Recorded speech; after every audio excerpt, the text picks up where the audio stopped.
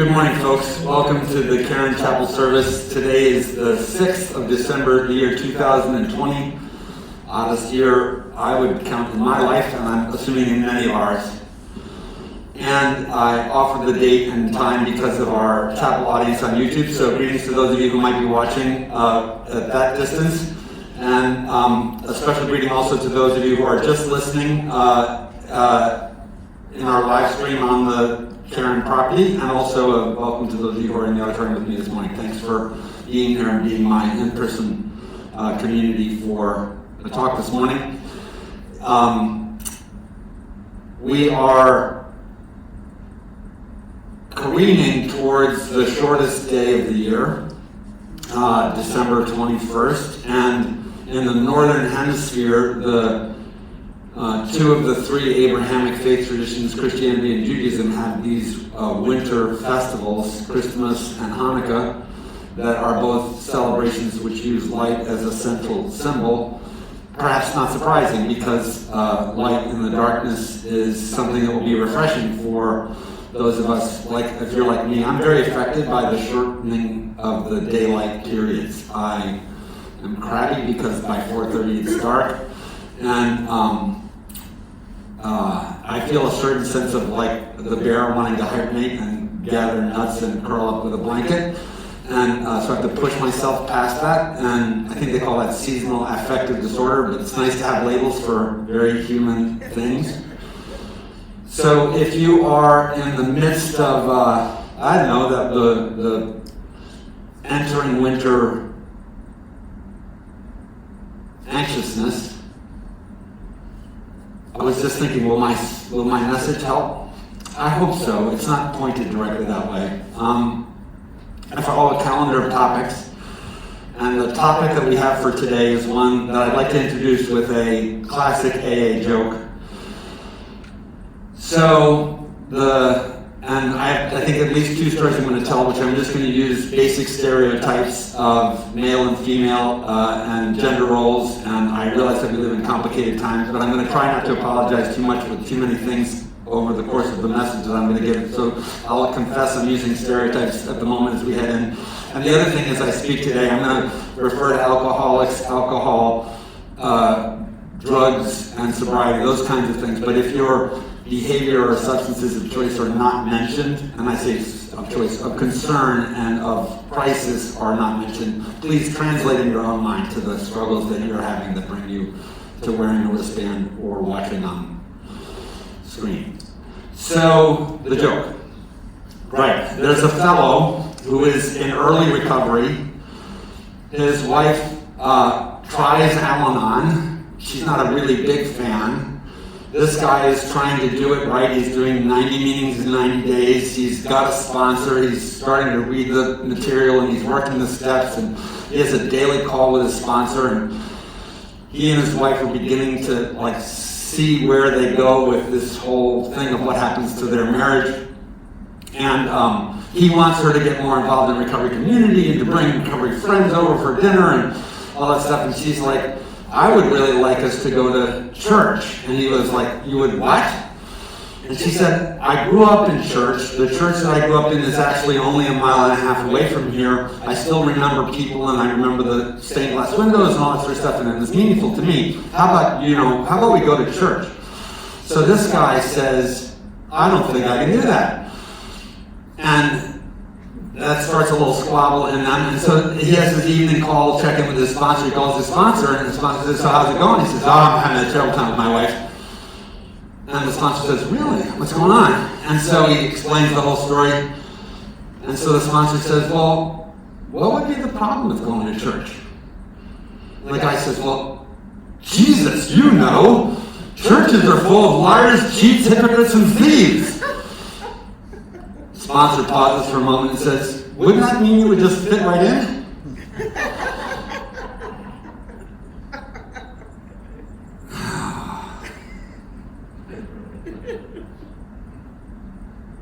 I talk too fast too often, but I'm going to let that one sit in for a second. So, Bill Wilson points that out in a gentler and less sarcastic way in the AA literature when he talks about his observation in 1939, writing the big book, that it's in the big book text, that we who are alcoholic point fingers of scorn and scandal at religious figures, but maybe we should be careful to think about whether we are in a situation of privilege to be able to be in judgment of anyone else. So, but I really want to key in on the first of the four accusals: liars, cheats, hypocrites, and thieves. Even though those are not exclusive and exhaustive categories of our defects of character, but I want to talk about honesty today. And I need to watch the time. So, because I could talk about this for a long time. Honesty is tricky for us, in part because we have a tendency, and I say us, I'm a person in long-term recovery myself, we have a tendency to have difficulty even being honest with ourselves, much less how we then approach our relationships with other people. And so both of those are pieces of the honesty challenge in the journey of recovery.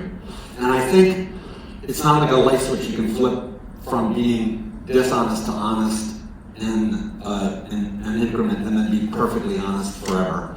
Just like I think that's true of various other aspects of the journey of recovery, which have a lot of subtlety and challenge and nuance to them. My great self-indictment about honesty and my difficulty with being honest with myself, I use this example all the time, people get sick of it, but anyway, my third arrest for DUI, I came home from being a night in a holding cell, and I said, that's it, no more driving at night. Because I couldn't be honest with myself. And I mean, I am the person who thought, I'll buy smaller bottles, I'm going to just eliminate the cocaine, I'm just going to not do the weed anymore. I had all of these various strategies instead of coming to some sort of profound defeat in which I would admit my powerlessness, our powerlessness, and the unmanageability of my life, and enter the journey of recovery. So that's an honesty piece right at the beginning. If you're a 12-step person, you sort of enter the 12 steps through this admission of powerlessness and unmanageability, which you share in common with the other people who are on that journey. And if you in Dharma recovery or other forms of supported recovery, I think similarly, by just going to a smart recovery meeting, like you're sort of de facto getting a little bit honest. But it takes time. And in my early recovery, another piece of honesty was learning to be able to be in touch with and then share with another human being what I was feeling. And in fact, my first therapist would say to me, I tell him about my dad or whatever, and my dad had died, and in dealing with my grief, he'd say, well, how do you feel about that? And I would start to say, well, Ted, I think, blah, blah, blah. He goes, no. When I ask you how do you feel, and you start the answer, I think, you're not answering my question. You're thinking, you're not feeling. I was like, what? So Ted had to help me, had to give me feeling words. Sad, lonely, hurt, scared, angry, guilty, ashamed, and maybe happy. 7 to 1, like miserable to pleasant, that was where I started. So pick one of those. And I was all of those, about my dad's death at age 54, dropping dead, heart attack from overuse of opioids, alcohol, and nicotine. I was sad, angry, lonely, hurt, scared, guilty, ashamed, and in some ways grateful for the gift of him in my life. But it took me a long time to be able to tell anyone how I felt about anything.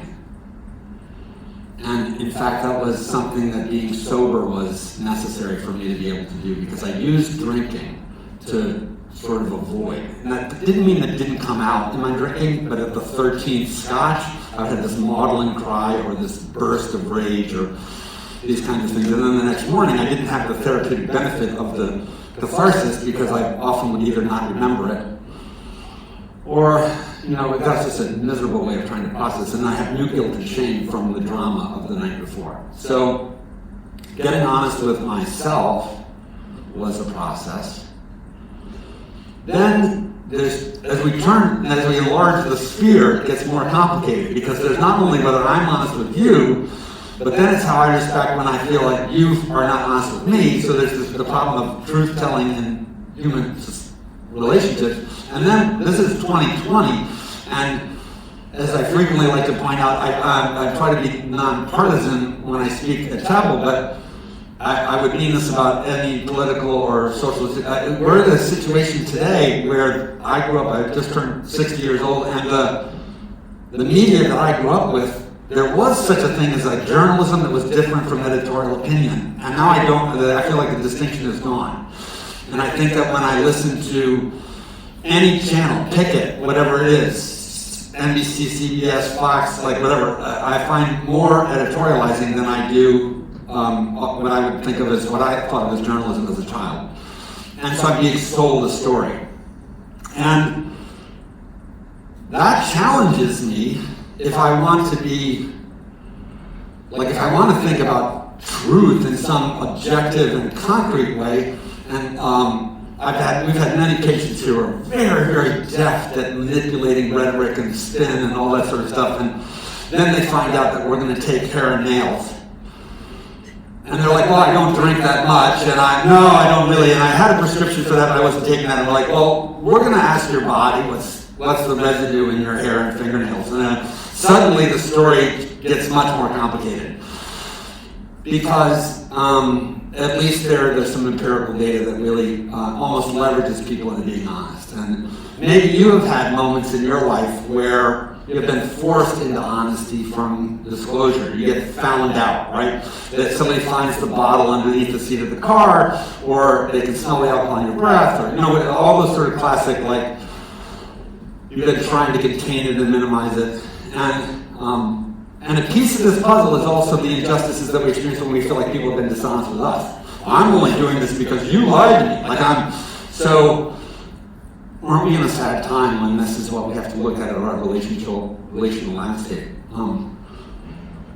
In the last couple of years, I've learned a new term, new to me, gaslighting. I don't know if you know what that is, but I had to really look it up, and then all of a sudden as I was looking it up, I realized I was in a situation where I was experiencing it, and not in my personal relationships, and long, sad story. But anyway, in the gaslighting scenario, you have somebody who has a position of influence and power in your life, and they're telling you that the sky is not blue when you're looking at a blue sky. Or they're telling you you are terrible when you do, and you have evidence that you would like to believe is contrary to otherwise. But it's almost like being in an abusive relationship where you start you start getting confused. Maybe the sky isn't blue. Maybe it's aqua. And very, very disconcerting, this experience of being told by a person or entity and authority and influence this unstable sort of sense. And so I think it's easy for me to stand up here at the beginning of the message and say, hey, honesty is a problem for many of us in church and in drinking, but honesty is a problem in our world, and it's really difficult. Many of us want to confront gaslighters with simple honesty, and it turns out it's really, this stuff is there's no easy solutions to these dilemmas. But I want to also look at the consequences of our own persistence in the dishonesties of the alcoholic's life. And I have another story I like to sort of use. It's a thought experiment, really. It's not an actual story of any couple or any one specifically that I know, but I think it's exemplary in a way that if this is not a piece of your story in some way, it's probably somebody you know. A couple, long enough married to have experienced some alienation between them. The wife in particular, very, very much suddenly struck, maybe by reading a book or watching a movie or having a conversation with her friends or whatever it is, that whatever the intimacy was that was in the marriage seems to have just totally gone. And I don't mean sex, I just mean that sense of profound camaraderie. And I also don't mean infatuation and lust and all that starry-eyedness of the early relationship. But there is an intimacy that can persist in long-term relationships, and she knew it was not there.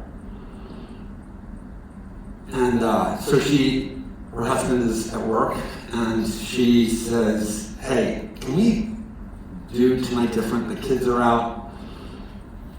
Can you make sure that you're home, at X hour, whatever that is? He goes, yes. She doesn't want to tell him the whole deal. This is not about her wanting to have some sexual encounter, although, of course, there are many people who might misinterpret such things in the terrible vacuums of communication and human interactions. Anyway, she fixes a dinner that makes the house filled with the scent of, spices and sense of food that she knows he loves. It's not like she puts on an evening gown or whatever, but she sort of makes sure that she looks presentable. She's anticipating his arrival. She's hoping that they can have dinner, and somewhere in the dinner or after the dinner they can have an honest conversation about what's happened in their intimacy. He comes to the door. She greets him. She says something like, "Honey, I'm so glad you're home." And she wants to approach him and hug him and give him a kiss. What you don't know about the story is he's coming from the Motel 6. And he's been in bed with his lover. And as he was driving back to the house, he was thinking that he could still smell her on his face. And so when his wife tries to move in for the kiss, he has to flinch because he thinks that this scent is so pervasive that she's going to recognize it, which he very well likely could and will. But he essentially does this almost football duck move to avoid her approach and says, "I'm going to go brush my teeth and wash my face. I'll be back down in a minute." So he flees upstairs, brushes his teeth, washes his face, looks in the mirror, and he thinks for just a moment, like he has just a little inbreaking awareness of the shame and guilt that he will feel if she finds out about this whole thing. So that's my little thought experiment. I want you to just take that story and all of its things. I'm not going to finish the story, but I want you to think about what his dishonesty induces in response to her affection. Because this is the cost. The cost of our dishonesty in our intimate relationships is that love becomes shame. Let me say it a different way. If you love who I pretend to be, that will make me feel worse. That's a really important takeaway. Because sadly, many of us have been lying through our teeth for years, trying to dodge the accusations that would legitimately be leveled at us in order to save face or sustain or keep the relationship going. But then when somebody says, "Oh, happy birthday, I love you so much, and here's your birthday present," inside you know that they're giving that to somebody who isn't who they say they are. And if you allowed yourself to feel, you would have, that goes in the little hidden unfelt shame ball, which is like a cat hairball that exists in the soul of the human being who lives addiction. And cough it out. There are people in this auditorium and audience who have such hairballs that the plumbing of your soul can't work because you have choked down so much shame and humiliation by living this duplicitous thing. And not even just the double secret life, but the nth secret life.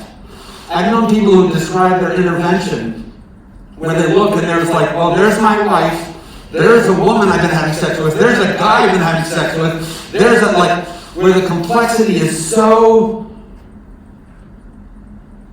multiplied that what they realize is that they don't know who they are. Because are they the person that they are with in the household with the kids? Are they the person that they are with when they're doing the secret sex with the men? Are they the person when they're doing it? And this inability to find congruence is part of the crisis of identity that makes this a really serious concern. And sadly, it reinforces continued using. Because if you start to feel this, if this feeling starts bubbling up, bubbly sounds like a good solution, right? Like maybe I just need to drink this back down. And I'm not going to address the issue. So,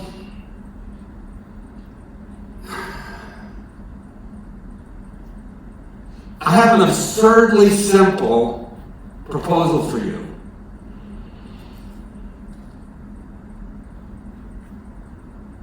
It's extremely challenging. There's one thing I haven't said that I really want to say, but I am watching time because I want you to have time to share, and I want to have all the music that we have and the readings and all that stuff. But the one thing I haven't said is, if you are thinking that we can treat who you're pretending to be and have you get a good outcome, I would ask you to think about that. Like, if you're not giving the treatment team the real deal about what's going on with you, and you're asking us to make recommendations, or your family or your insurance company or whatever is trusting us to make recommendations, but you have a big secret, you are compromising your care. And it's not going to be Caron that didn't serve you properly, it's going to be you that did a disservice to your own healing journey. So the stakes are super high. People die from this. People commit suicide from this. People end up blowing up their livers. People end up wrecking cars and hurting other people. People end up losing their marriages, their careers, and their lives. You're here to get well, I hope. And it's a really important question. Is there data that the treatment team would view your situation differently that they don't have?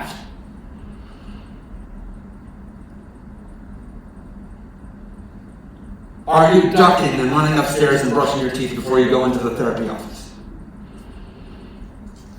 So, what may seem naive, but I would get on my knees and tell you is an unbelievably powerful decision that you could make every morning. I have morning and evening routines. I lectured about that on Wednesday morning. I'm very serious that I think morning and evening routines will change your life. It's one of the only ways to actually implement behavioral change is to actually implement behavioral change. Sounds like a tautology, but it's reading the books doesn't change the behavior. Going to the therapy doesn't necessarily change the behavior until you change the behavior. So setting an intention in the morning and then reviewing how you did at the end of the day, you start realizing, oh, I'm intending to change this behavior, but I haven't changed it. And if you keep doing that, eventually you'll start incrementally making the change in the behavior. So morning and evening is a presupposition before I offer you my seemingly naive solution. But my suggestion, deep-hearted, would be that in the morning, as you prepare for each day, you make a commitment to strive for candor. That's a word I just love. In every utterance. That when somebody asks you a question, instead of saying you like to dress when you don't like to dress, or instead of saying you'll have the peas and mashed potatoes even though you hate them, or instead of saying you want to go to the sober living when you really don't, or whatever, that you will err on the side of saying what you really think and feel.